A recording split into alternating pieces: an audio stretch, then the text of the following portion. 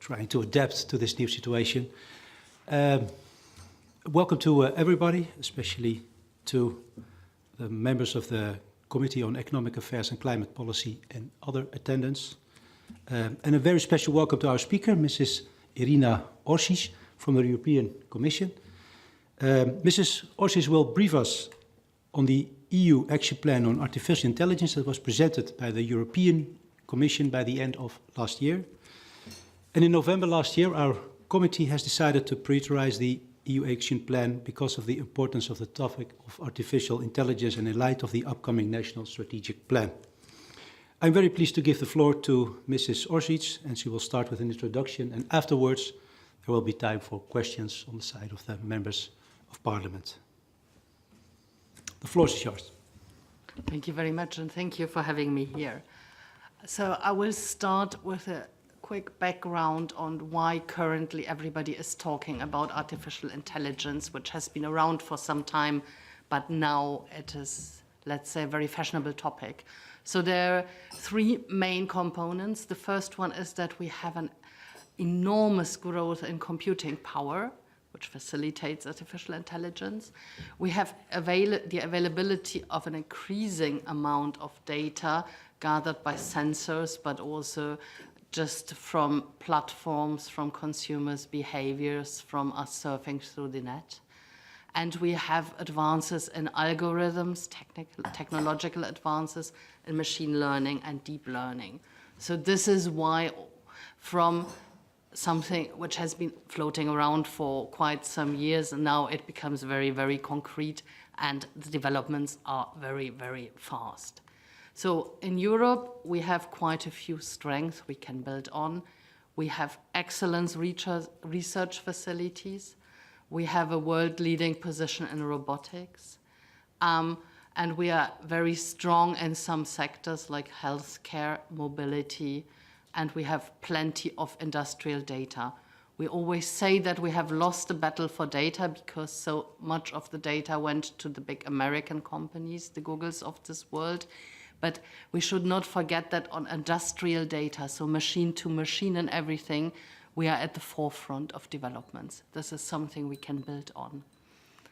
The challenges are in particular the acceptance of AI in the population. We are very different from our main competitors, China, the US, in that we have certain reservations, we have a history, and the European citizen, but also the European companies, the suppliers, want to be ensured that they have safety, that there is liability which is clear, and that there is a clear ethical background. Only if we put all this together, we can ensure trust in AI and with that adoption of AI. So we need to create an ethical and legal framework which is really fit for people trusting the developments. A second challenge is the evolution of the labor markets and the skills gap. We all know that we have, as I said before, excellent research facilities. We have very, very good in our studies, and many of our people afterwards will have very high salaries abroad and leave us. At the same time, we are talking about robotics and all the developments, but we don't know what this is going to do to our labor markets, how many of our jobs will be necessary afterwards. So these are questions we have to think about, and these are questions where we have to react. And the third main challenge is relating to the international competition and the comparative under-financing, under-investment in Europe in AI. I come with the next slide to an example which is not very visible, but you can see like the very light blue is Europe, and the rest are other countries like the US, like China, like Israel. And this slide shows you the investment in AI startups from 2011 to 2018 first quarter. And you can see that there is not much around. So investment, this is just one slide demonstrating a bit what is happening in the overall investment in AI in Europe is weak. we need to find ways to strengthen it. So the challenge is investment. The challenge is to foster the competitiveness, to build on the strength I was just talking about. A year ago, we issued a strategy on AI. First strategy, this is not yet the coordinated plan. It is built on 3 pillars, getting back to what I was talking about. It is the technological and industrial capacity. It's a question of competitiveness.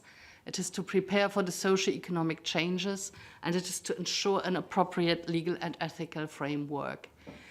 One component of this strategy is the coordinated plan, and that was also just 2 weeks prior to the communication. There was a declaration of the member states where they said, we will be joining forces on AI. We will be working together on the most critical issues. So based on this declaration, based on the communication of 25th April, we started having regular meetings, the Commission and the member states, with different groups, with colleagues from different ministries, to work together on the coordinated plan on AI. The important thing of this coordinated plan is that it was really discussed over a couple of months, and it is the result of joint work. So it was published on 7th of December, and it has around 70 different measures. I will not describe them all now. I will just give you a quick overview about what is important. We have 8 different sections. The first one is strategic actions and coordination. One of the components, as what we just heard, is that every country is going to have a national strategy, possibly by mid of this year. Some of them we already know will be a bit later. But what is important is that all the countries make up their minds about their own strength, about their own weaknesses, and put a strategy together. We will revise the plan again together with member states every year. So the member state strategies will come to that. What we are seeking is complementarity. What we are seeking is to have the maximum of synergies where possible and where necessary. It's clear that there are many activities which are purely local or national, but there are also many things where we can create ideal synergies. So this is why we want to have this annual review to see how do we work together, what do we need for a next edition, what have we done, what is in for the future. Very important indeed, increasing and optimizing investment. So the Commission has said that still under this multi-annual financial framework, we will increase our budget under the research program Horizon 2020, and we will wish to around 1.5 billion. What we want to have is between 2018 and 2020, we want to reach an overall of 20 billion of investments. This is public and private. And after 2020, so under the next multi-annual financial framework, we want to have around 20 billion per year. Again, public and private. You can see this on this slide. The light blue is the European funding. The orange is the national funding, and for the industry, the economy, and other players, it would be the green share, which is by far the biggest. So what we want to do with this funding is to tackle indeed the entire value chain. First of all, this is very important. We need to create an ecosystem for AI to grow. And if we look, for example, at the US, you have very good research facilities, but you also have a brilliant transfer between the universities, the research facilities, and the economy. This is traditional. We have much less of it in Europe. So one important point, and we are starting the discussions in April, is to find a common strategic research and innovation agenda. For that, we want to have, the concept of public-private partnerships. We do have one on robotics right now. We do have one on data right now. We want to get these players together with industry leaders to discuss a common agenda, to see whether perhaps under the next multi-annual financial framework we could have a big public-private partnership for AI. And this would really include, with the research facilities and with the industry, all different aspects. It would look into how can we better transpose the research, how can we get it into the market. So this is planning for the future. We would have, for now, we will start strengthening the networks of European AI research and excellence centers, strengthening the networks and strengthening also the most excellent of the centers. For example, that will come back in the skills section. We will look how we can help them providing, accepting PhD students, doing postdocs in AI, again, to cooperate better around. We will build up world reference testing facilities. So once we have the research, we need to get it into the market. We need to have the testing facilities around. For that, we already started discussions with the member states to see who does what. As you might imagine, there are many corridors around for automated driving. So how can we here create synergies? Who can use what corridor? Do we need 27 of them, or is it perhaps more interesting to have somewhere more hospitals of the future which can be used by other companies, or other facilities dealing with other AI issues, for example, on agriculture. So from there, from building up and co-financing, indeed not financing, the testing facilities, we want to foster the take-up. For that, we want to use the network of digital innovation hubs. They are there to link the research facilities to in particular the SMEs and the economy in general. So explain algorithm, explain what is feasible, give advice on what AI can mean for a company, how a company can employ AI. And finally, we also want to provide the companies, in particular the startups and the innovators, with more financing. And for that, we want to create a scale-up fund, which is supposed to be operational as of 2020, next year, mobilizing for the beginning 100 billion euro, 100 million, which is not a lot, but something to start with, to help them with the scale-up phases, startup and scale-up phases. So this is how we see the investment in this year's plan. There are more measures, as I told you. We will financing for now many of the measures with the Horizon 2020 program. In the next multi-annual financial framework, we have Horizon Europe, the new research facility, but also we propose the Digital Europe program, which is more for the transfer of the research results into the real economic world. So this is what we have proposed, and there is a basic agreement about it, but the details of the budget to be seen. This slide, sorry? Excuse me, Ms. Yeah. I think Mrs. van den Berg from the Christian Party would like to ask you a question regarding this subject. Mrs. van den Berg. Only a very short explanation question, please. You were showing the slide where we will invest 1 billion euros in artificial intelligence, and the second slide, it was stated 2.5 billion. So I was trying to understand the relationship between the two. So here this is saying in the blue one, Yeah. 1 point, and the previous one is saying 1 billion euros, and here in the green part is saying 2.5 billion euros. So I was looking for the relationship, please. So the 2.5 billion euro on this slide is what we proposed for the next multi-annual financial framework only under the Digital Europe program. So this would be 2021 to 2027.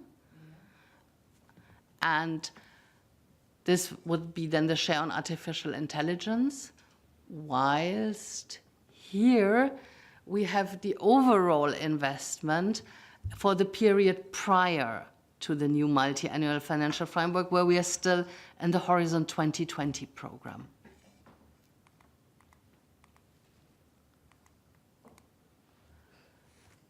So another very important part of the coordinated plan relates to talent, skills, and lifelong learning. It's clear that in the field of education, the Commission does not have much of a competence. When we were discussing with member states, it also became clear that it was for member states a priority to include this in the coordinated plan. So we have a lot of exchange of best practices. How can we reinforce excellence? How can we retain talent in Europe? Very important. This is what I was talking about before. We have very good heads. We have people who studied, who know the stuff, who are entrepreneurial, who did their startup, and at the end, they will either get an offer by a company in America or they will even be bought from a company somewhere abroad. This is something, getting back to the ecosystem, we need to create the framework that the people, the companies will wish to stay here. And this is something where we'll be sitting together, where we will gather ideas and see how we can have concrete steps into that direction. We will be talking about the re- and upskilling of the current workforce. We know that there are many people where the jobs are in danger. So how can this be best done? One example is, you might know it, the Finnish 1%, where they have an online course on artificial intelligence with the objective that 1% of the population will do it. A very good online course which now has been translated into English and is on its way to be translated into other languages, but indeed there is much more in it. And the third thing is a blue card system which is already there, where there is also a proposal to change it, but to see how we can attract interesting people to Europe. So these are the topics of exchange of best practices. The national strategies I was talking about all should have a skills dimension. And the Commission, we will be trying to get, I was talking about that briefly before, to get an AI component into PhD and post-PhD programs. And we also want to explore avenues for modules for master programs, for multidisciplinary master programs like law and psychology. With that, we don't want to interfere with the competences of the member states, but we want to provide ideas and look how we can help in certain things, in particular also with financing, with exchanges. You just saw the slide for the Digital Europe program, so that would be beyond 2020, where we are proposing a budget of 700 million euro to support traineeships and master programs, not only in AI, but also in, let's say, family subjects like HPC and cybersecurity. From there, I'm sorry, one slide somewhere on its way got lost, my fault. Here you would see a slide on data. A very important infrastructure for artificial intelligence is data, and many companies, in particular startups, are complaining that they don't have access to sufficient data. If I want to train an artificial intelligence, I need a lot of data. The data needs to have a good quality. It needs to be interoperable, and it needs to follow a number of quality criteria. This data is currently not available or only available under very difficult circumstances for small companies. Companies are not willing to exchange data, or it has a wrong format, it has a wrong language. So this is something where we will be working on what we call the European data space. We will have, first of all, we all have a lot of public data, and we want to make that public data available. The most interesting one, we want to seek interoperability. We want to seek easy access for companies. We also want to work on industrial data, and as of this year, there will be already an advising center to see how can you have contracts between companies for data sharing, how can you solve certain issues of interoperability and everything, to get into an exchange of industrial data. And the third important point is data on health. This is probably also from the ethical point of view one of the most controversial points, clearly, but it is also one of the points where people see a lot of benefits. So this is probably all the conflicts, all the discussions around AI. Health is the best example. So what we want to do is to establish a repository of rare diseases, and we want to have, based on data donations, we want to have a databases with, with the most frequent forms of cancer. There are other activities for e-health in the pipeline, and let me just take the opportunity to tell you again that the plan will be revised, so for next years there can always be things added, or also there could be things deleted from there. So from the data, which unfortunately was not on the slide, we go to the public sector. One thing I said before is that also the public sector should help making data available. There's one thing about e-translation, which is very important, where we need to invest money that also the smaller languages can work with the public sector with AI. There's a lot about joint procurement, also on a European level, where we believe that we can create a lot of synergies. And in particular, there is again the point of peer learning and exchange of best practices. We have some countries which are very, very advanced in the sector with chatbots, with other things. So we will be discussing with the member states where we are, what we can do, how we can join our resources on this. Next point, slightly different, ethics and regulatory framework.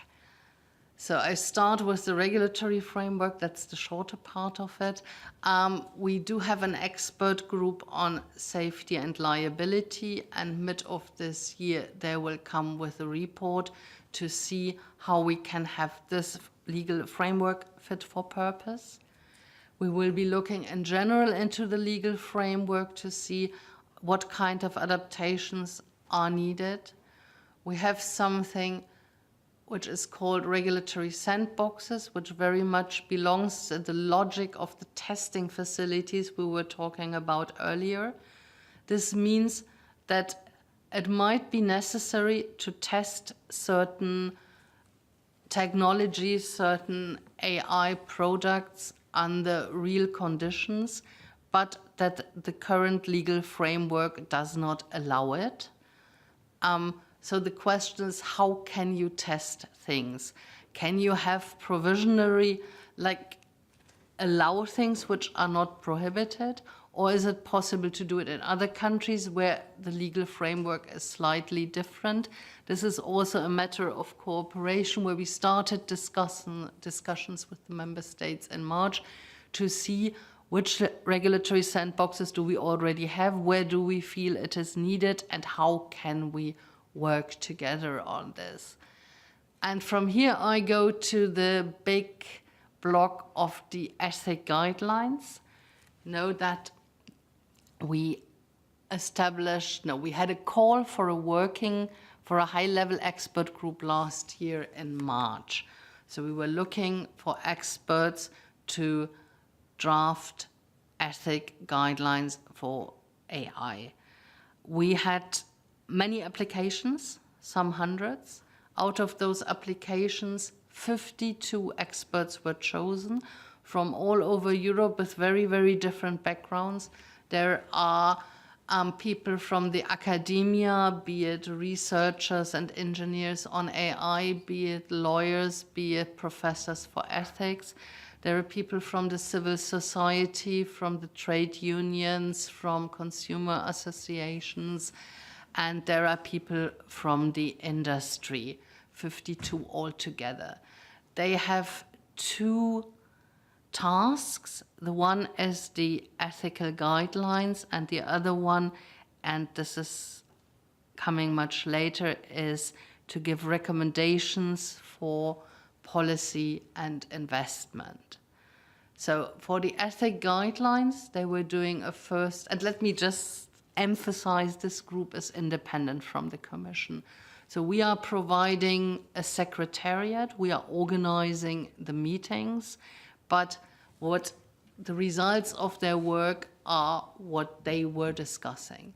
So shortly before Christmas, they presented a first draft of the guidelines, which was open for consultation. They will come with the final and not so final guidelines. They will be issued on the 8th of April, so pretty soon, following the public consultation. They will have 3 parts.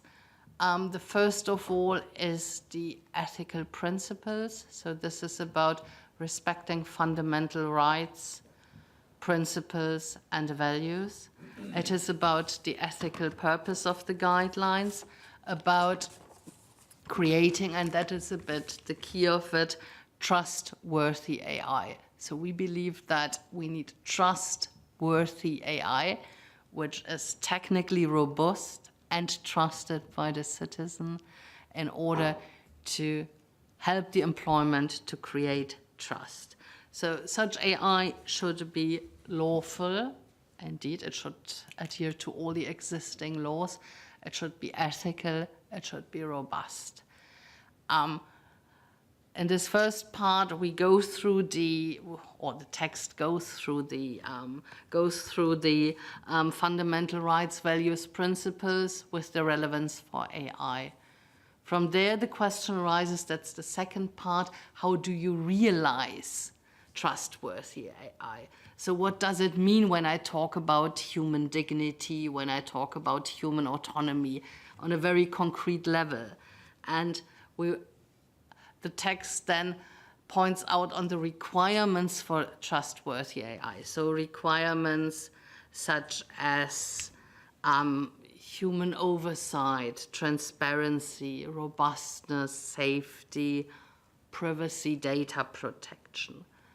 What does the AI need?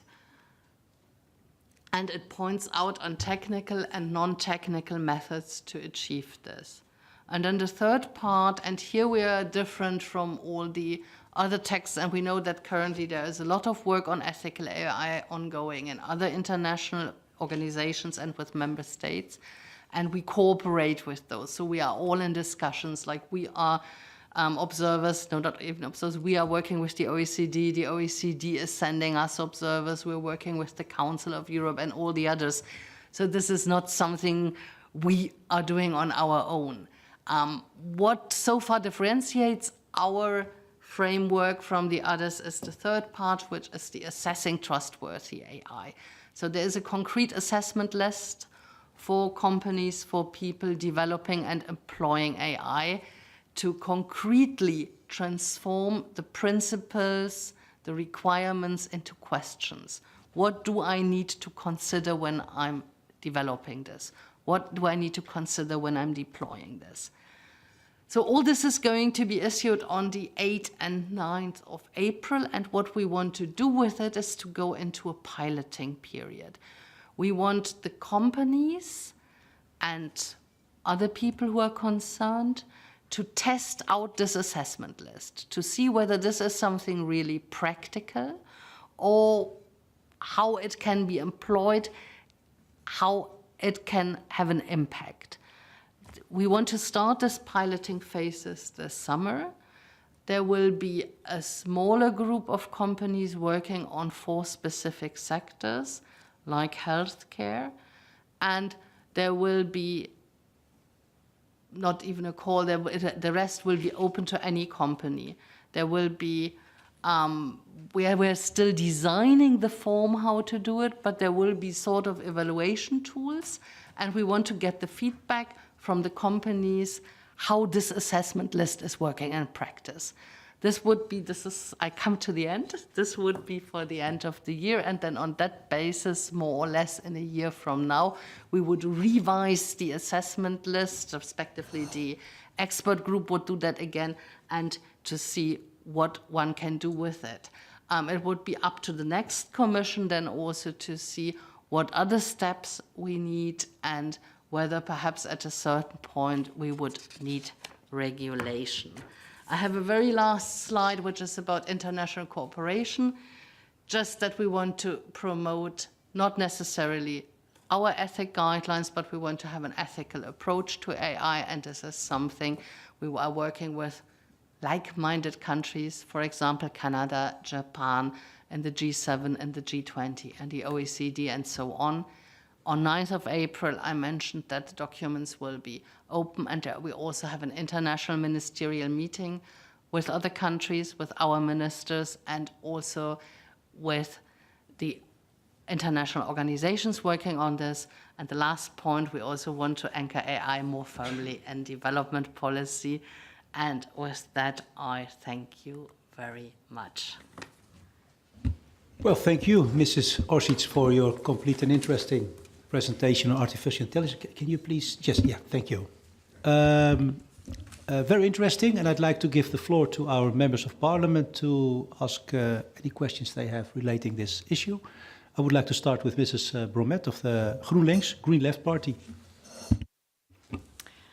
Thank you very much. This is very new for me, and I saw the second slide, third slide. Maybe you can go back to that slide with the investments. No. Further. Yeah. Diagram, the EU. Where you could see the Chinese investments and that from the USA and Europe. And I watched my neighbor and we were both shocked. I didn't know this. And you talk about actions and investments and how does it change this?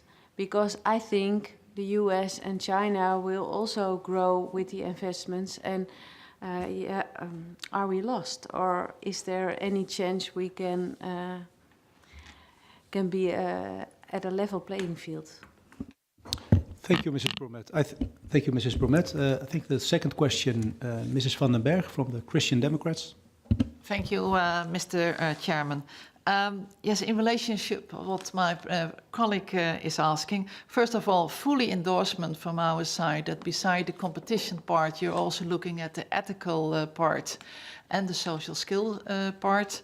I even learned that in warehouses, about 99% of the jobs will disappear because of artificial intelligence.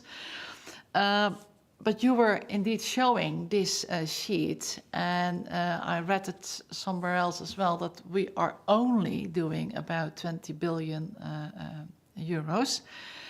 You stated in the beginning that at this moment, Europe is still #1 at industrial data, and that we had a good position in automotive. So I was really looking, why do you think that we can maintain this position if you're looking at the enormous difference of levels of investments? And related to that, of course, we see that many people are coming to our countries to have a PhD or to work for a couple of years and then leaving Europe, including taking the knowledge to China and to the US. And as the European Commission is also working on a plan what our position should be in relationship to China, I was interested to know if there are special measurements taken to protect our, even zeg ik, at this moment, feeble position, weak position in this situation. Thank you, Mrs. van den Berg. Then Mr. Worsdorfer from the, well, not Mrs., I guess, but Mr. Worsdorfer of the Liberal Party. The floor is yours. Thank you for this introduction. Thank you very much. The question I have, you said that the plans will be revised during the years. I think that's a good idea. It's a kind of dynamic field, so also the plans should be dynamic. Wouldn't there a big challenge to make sure that also in the various countries that they have their national plans also revised during the years? And is there a risk that they will be interfering with each other? I mean, I think the big challenge is that we make sure that not the countries will be competing against each other within the EU, but that together we compete with the US and China. And I'm very interested to learn how you have thought of this and how you can make sure that, well, this will be the case. The second part of this question is the following. I also believe that we should be focusing on ethics because that can be our competitive edge, but there is also a possible risk involved, and that is that the ethics will become a hindrance for innovations. And how are we going to make sure that that is not the case, but that it remains a competitive edge towards the rest of the world? Thank you, Mr. Worsdorfer. Mr. Feldman. Yes, thank you very much. Thank you for your introduction. This slide is probably the most painful slide, and most painfully of it is that the difference in amount of money between US, China, and Europe. I don't think we will catch up them on a budget level. So it will still be painful in the future. And that brings me to the question, what do you see as our most important asset, otherwise than the budget that's available, that is necessary or that we can build up or cherish or enlarge? What's the most important asset to be still in competition? Because I think it's still necessary for Europe to have our own development on AI. So what do you see? Thank you, Mr. Feldman. Mrs. Orssich, are you able to answer the questions on such a short notice? Thank you. Thank you. Chinese investment. Are we lost? No, we are not lost. That's why I was talking about the strength in the beginning. And China and the US have a very different approach and very different strengths and weaknesses. So China has a very strong policy coming from the state, from the government. By 2030, it is their objective to be world leader in AI, and they're investing a lot in this. But they have the ecosystem, you know, China is like you have a couple of very big companies. It goes via mass. So they are doing a lot of research, they're doing a lot of patents, but they're not yet there with the quality. And everything they are doing and their societal aspect of really having a scoring system, having an AI society is something which would not find acceptance in many other places. So there is something about the way they are developing things where they can be very successful for China. They have a big market, they have a lot of data, they're having, let's say, a holistic system. But this is not the type of product which would find acceptance in Europe. And this is also one of the reasons that I'm springing now a bit between the questions, that we need to have an ethical AI. Because people here who hear about the Chinese system know that they want to have something different. They want to have something they can trust in, where they don't feel that they're constantly observed or by the state or by private companies, which are by now much stronger than a state. But they want to feel that they're still living in a free, democratic society. And we believe that we can help with ethics, and it's not about hampering innovation, it's on the contrary to put really a brand for European ethical AI. And for example, the Danes are very, very strong on this and are proposing to have something like a European ethical data, ethical AI seal. Really that we try to brand this worldwide. And this also, to go now to the last question, could become our major strength. So we could basically have an AI which under the label, under the seal to be ethical AI, will sell internally and externally. Now, this still does not compensate for our missing investment. And the only thing we can do is try to get our budgets directed towards AI, but also towards, there are plenty of enabling technologies. We need to have 5G networks, we need to have high performance computing, we need to have the necessary skills around. So plenty of factors which are very, very important around AI. So yes, we can put our budget into that direction, we can talk to everybody and tell everybody how important this is. At the end of the day, this is also in development which needs to have more of a bottom-up approach. It's the companies who need to engage. It's not only us who can provide. We can provide infrastructure. We can provide framework conditions. We can try to facilitate the technology transfer. There are plenty of things we can do. But this is the difference between us and other states. We can't insist on other people doing things. Compared to the US, the advantage is that they have plenty of small companies, that they're easily connected to the industry, that there is a lot of transfer going on.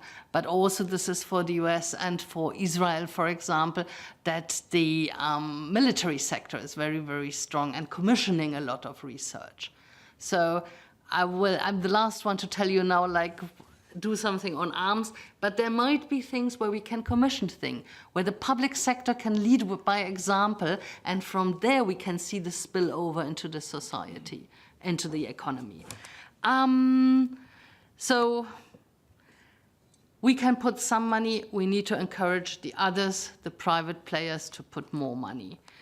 We can also encourage, indeed, governments to put more money, like this one here is like our idea, but indeed we can encourage everybody to put more. And we hope to have more. And probably we need more to be really successful. So why can we maintain our position? Because our position is not bad. We have very, very good human skills around. We have very, very good people around. We have very strong industries around. So if we all wake up and start building on this, yes, we can maintain our position and we can even try to get a better position. But we really need to wake up and we need to be active, and we need to be active all together. None of our member states, and not Germany and not France, which are much bigger, can do this on our own. We need the 500 million people. We need the data from the 500 million people. We need the synergies. We need to test together, because only if we start from a big market, we can go to other big markets. So this is one of the points where we really see an important European added value, and where we believe that no small territory is running a serious chance. But if we all get our forces together, if we put really the digital single market together, the infrastructure, the skills, the knowledge, if we develop out our synergies and complementarities, then we can still make it. Yes, member states, where we hope that everybody will be revising as well. The process we have been starting now with regular talks with all of us is very dynamic, and we will see at the end of the process there are always countries which are more apt and less apt, but it looks that at this point the member states are all ready to play a very active, very dynamic role, see the issue, and will be able to revise their plans once they have them. Yes, I think I mentioned this before. So the focus on ethics will, in our opinion, rather help innovation. In the high-level ethic group, we have the mixture of industry, academics, and civil society. The purpose was exactly to balance the pro and contra innovation arguments and to see how can we have innovation and a good ethical framework for it.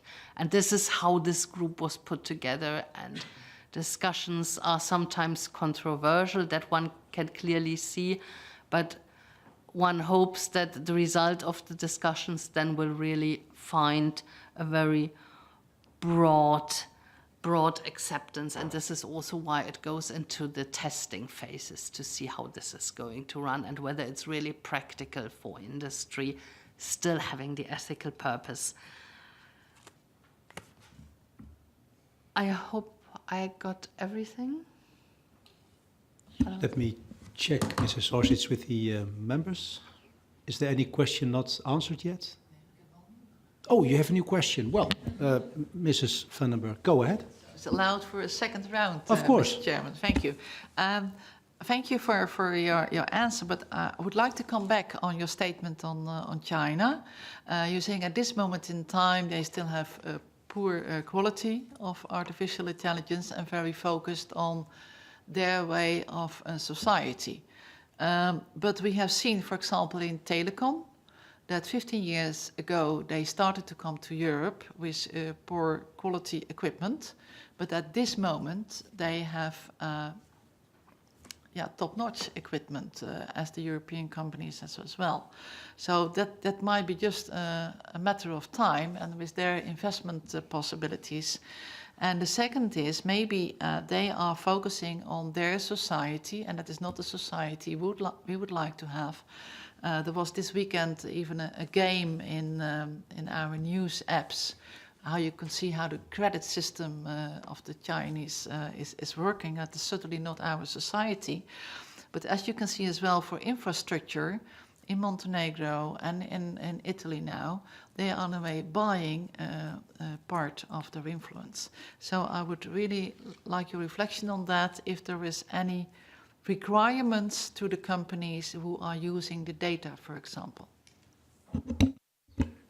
Thank you, Mrs. Vandenberg. And then there's another question from Mr. Worsthöver.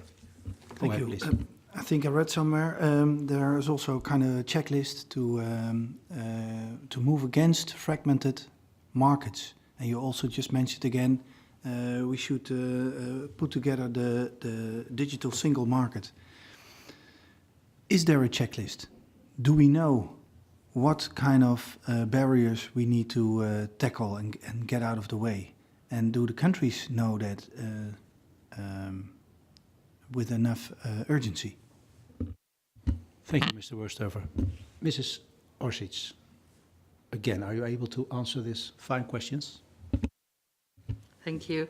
So just to clarify one misunderstanding, I didn't want to say that actually their equipment has not a good quality, but I was more pointing towards the different model in society.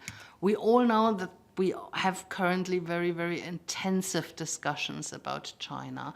In Germany, when they were buying Kukal, one of the major robot companies, now the question about Huawei and the 5G networks. So there are plenty of discussions ongoing, and the question is to what extent there is critical infrastructure involved when it comes to cases like 5G. To what extent will we say a certain moment, okay, critical infrastructure and other important infrastructure can perhaps not be sold to everyone? So there we will have very important discussions. On the other hand, we are living in a world where we are members of the World Trade Organizations, where we committed to free trade. So we cannot just say like, hey, this doesn't work. Again, there is something we need to balance. For me, this is also a question of international competition, and the best way to balance it would be indeed to do it with our own investment, to work on our own strength. So not to start considering closing the markets, but to start seeing how we can work with our own markets in a more interesting way, which indeed is different from the question about critical infrastructure. So for critical infrastructure, we probably all agree.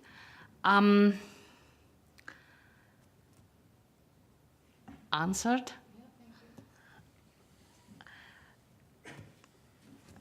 Data, yes, perhaps just one more thing on the data requirements. Again, we are living in the time of WTO, so there are certain things we cannot do. But there are also certain things we can build again around our own strength. Then whether there is a checklist, what we can do against fragmented markets. Honestly speaking, I don't know. I know that we have quite a few documents where we say what we need to do to strengthen the single market and to strengthen the digital single market, where there are barriers, which type of regulation is needed is in the pipeline. So these documents we do have. Whether there is a very concrete checklist, I am not aware. Yes. Thank you, Mrs. Orssich, for answering the questions of the members of Parliament. I think we have to conclude that there is still a lot of work to do, and we can only do this together. I'd like to thank you again for your informative briefing on this EU action plan, and we will see how this works out for the action plan on artificial intelligence. Thanks again to our members of Parliament and to the attendants, and I'd like to close the meeting hereby. Thank you.